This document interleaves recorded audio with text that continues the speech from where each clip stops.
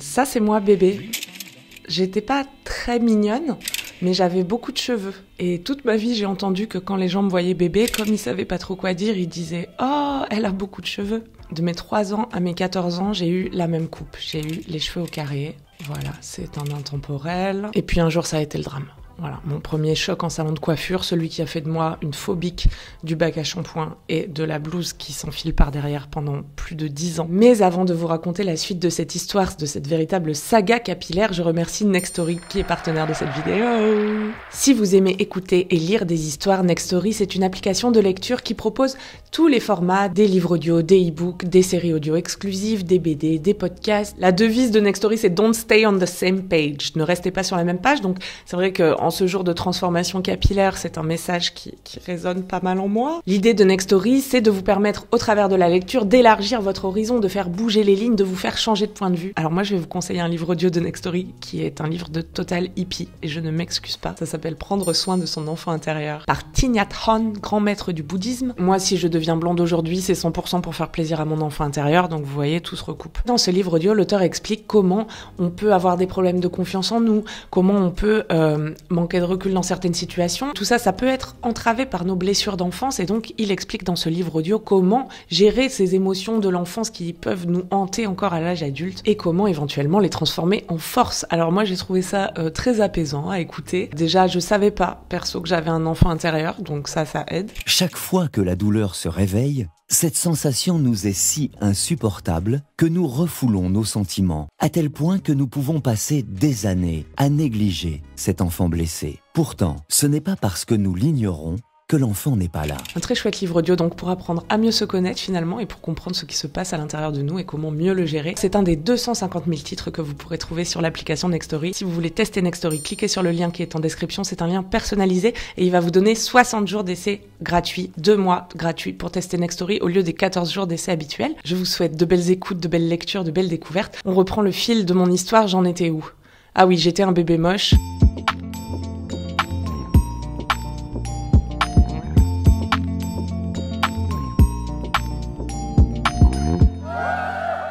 J'étais donc un bébé moche, mais chevelu, ensuite j'ai eu la coupe au carré, et là mon père a eu l'idée de coupe de cheveux qui allait révolutionner ma vie. J'avais 14 ans, j'avais les sourcils qui se touchaient, j'avais un appareil dentaire, j'avais pas besoin d'une révolution capillaire, surtout pas d'une coupe courte.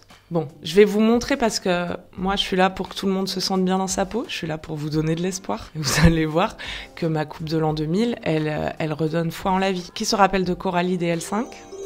Voilà, c'était mon année de 4e, c'est pas une année où j'ai beaucoup pécho. En vrai, j'ai pleuré chez le coiffeur quand je suis sortie avec cette coupe. J'ai galéré ensuite pendant 1 an à mettre du gel, à ne pas du tout aimer à quoi je ressemblais, et ça m'a vraiment traumatisée pendant 10 ans, je suis plus retournée chez le coiffeur. Donc j'ai laissé pousser mes cheveux, ils étaient très très longs, comme ça, j'en faisais rien du tout, c'était plus un sujet pour moi. Jusqu'au jour où j'ai atterri chez mademoiselle.com, j'ai ouvert cette chaîne YouTube, et j'ai coupé mes cheveux pour une vidéo, et puis pour les donner à une association, et puis aussi parce que j'avais envie de changer de tête. Alors je me suis retrouvée avec cette coupe de secrétaire un peu pointue, bon c'était pas...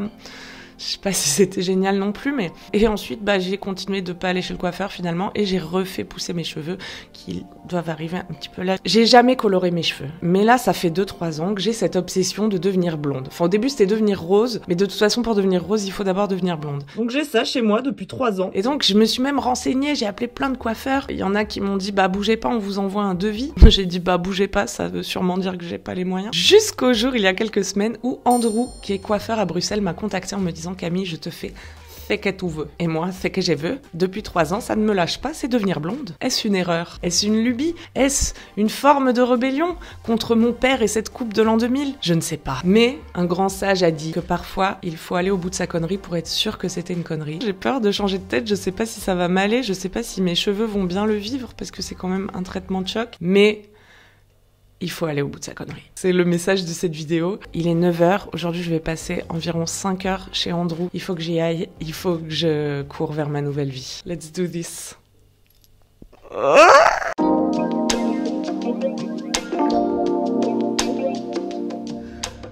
Vous adorez aller chez le coiffeur, vous m'avez dit? Ouais, c'est chouette le coiffeur. Le prix, c'est 1/10 de chez vous, les femmes. C'est vrai. Moi, je paye 12 € mon coiffeur. Eh ouais, ça c'est une injustice sexiste encore. Quand ma femme elle y va, c'est minimum 100 €. Ouais, ouais, c'est pas drôle. Non. Du coup, j'y vais une fois tous les 10 jours. Ah, pour compenser. Là, je vais me transformer. Je vais être blonde. Blonde? Ouais. C'est bien. Faut changer, hein. Ah, on va voir si c'est bien. J'arrive devant chez Andrew. J'ai peur de plusieurs choses. Être laide, me brûler les cheveux, dans cet ordre. Parce que si je suis belle avec les cheveux brûlés, ça va. J'espère que cette vidéo nous apprendra qu'il faut aller au bout de ses envies. Au pire, si c'est pas bien, je reteins quoi. Non? C'est possible ça. Oh, il y a un petit chien. Salut toi. Allez, on y va. En route vers mon destin. Coucou. Coucou toi. Bonjour. Salut Andrew. Ça va? Ça va et toi? Ça va, un peu stressé. Oui.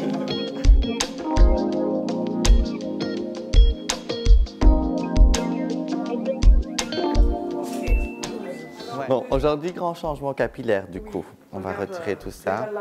Yes. Alors on m'a dit de laisser mes cheveux sales pour les protéger. Ouais.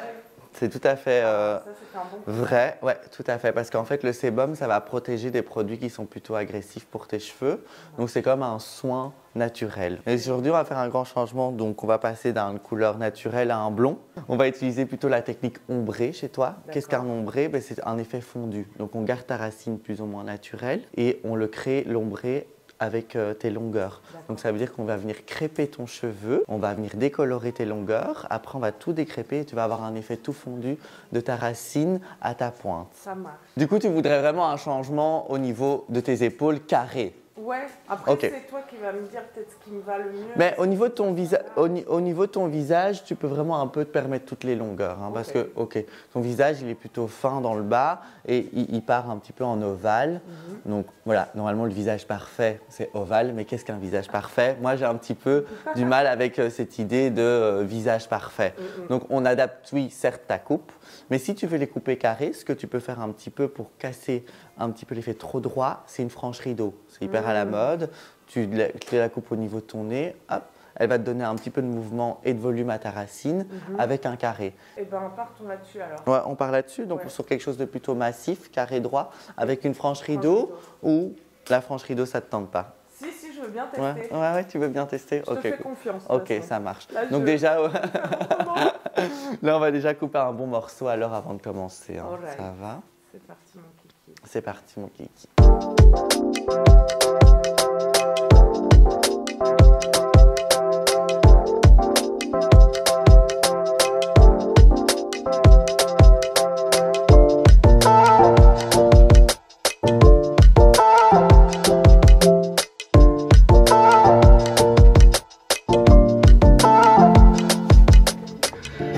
Voilà, bah c'est nickel, moi je suis contente du résultat, on peut y aller.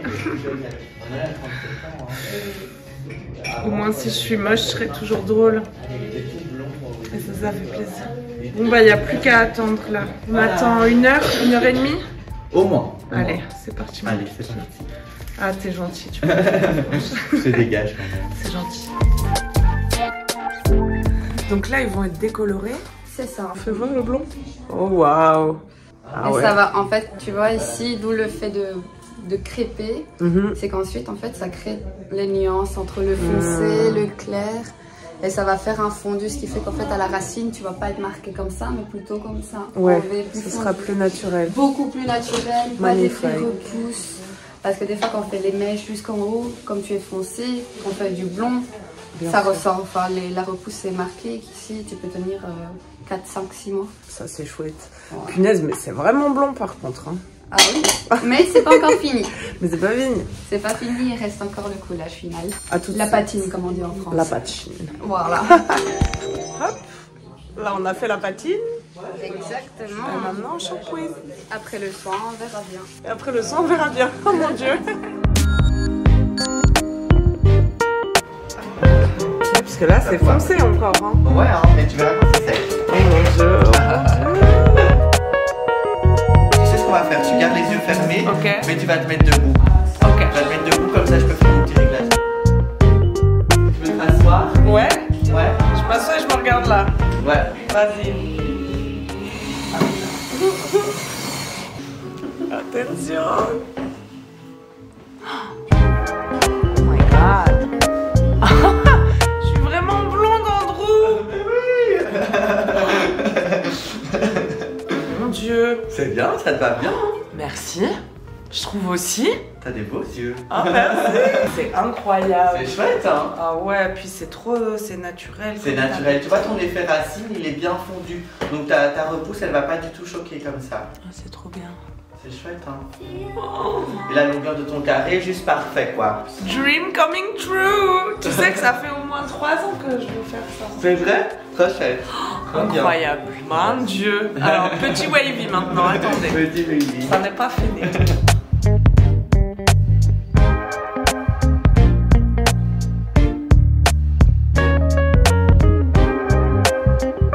Merci Andrew. Des petits produits comme ça, tu peux bien entretenir ta couleur. C'est les produits de Choé qui sont à 98% naturels, biodynamiques. Et alors, c'est Color Protection. Tu as le shampoing et le soin. Trop bien. Voilà. Merci beaucoup. Avec plaisir. Gros bisous. Bisous. À plus. Bonsoir. Oh, les blondes. C'est très joli, bravo. Magnifique. Ah Merci. ouais. C'est bon, tu peux entrer. Hey. Bonsoir. Qui êtes-vous, madame? On n'a pas de pièces, désolé. Gorge. Ah ouais, t'es vraiment blonde là. Je trouve que ça te change radicalement. C'est vrai, radicalement, Caro, elle a dit pas trop. Que tu es lumineuse. Ah merci. Que tu es lumineuse. Attendez, un blond vachement plus platine. Ah non, t'as vu, on a fait naturel. Ouais, c'est nature. Et bah j'aime bien. Ouais. Ouais. Allez là. T'aimes Loulou? Ah, j'adore. C'est magnifique. Ça te va tellement bien. On dirait que t'as toujours été comme ça. Ah merci. C'était fait pour bien de Californie. Je reviens de la Californie.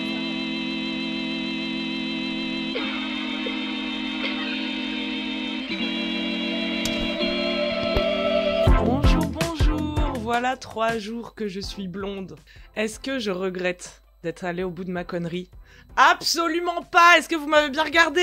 J'étais blonde depuis toujours. J'ai juste réparé une erreur de la nature. Punaise. C'est incroyable comme ça me va bien.